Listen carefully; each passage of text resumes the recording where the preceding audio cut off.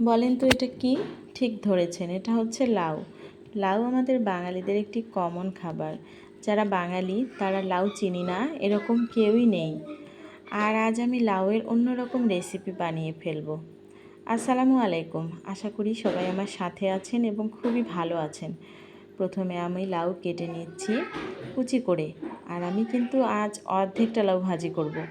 কাটা হয়ে গেলে দিয়ে দেব একটু লবণ। লবণ দিয়ে হাত দিয়ে কিছুক্ষণ মতলিয়ে নেব। মতলিয়ে নিলে পানি বের হবে।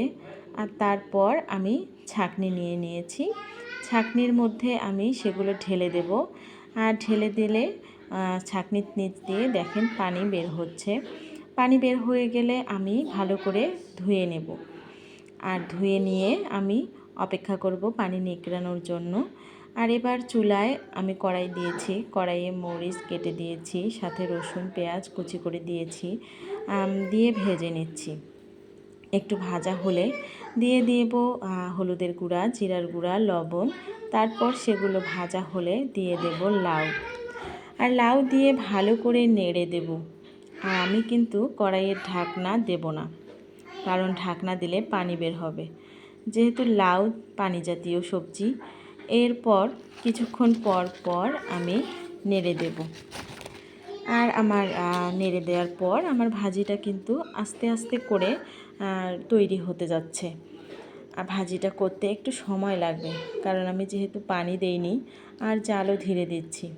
এভাবে যদি আসলে লাউ ভাজি করি তাহলে পরিবারের সবার পাশাপাশি ছোটরা বেশ পছন্দ করে, কারণ ছোটরা অধিকাংশই ভাজি খেতে ভালোবাসে ঝোলের থেকে। আর পরিবারের ছোট সদস্য থাকলে সবাই তাদের পছন্দের উপর গুরুত্ব দেয় বেশি।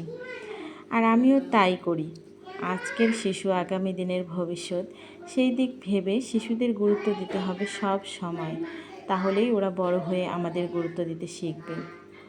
সবাই ভালো থাকবেন, সুস্থ থাকবেন, আমাকে সাপোর্ট করবেন এবং পারলে একটা শেয়ার করবেন যেন আমি সামনে এগোতে পারি। আর অবশ্যই ভিডিওটা টেনে না দিয়ে শেষ অবধি দেখবেন।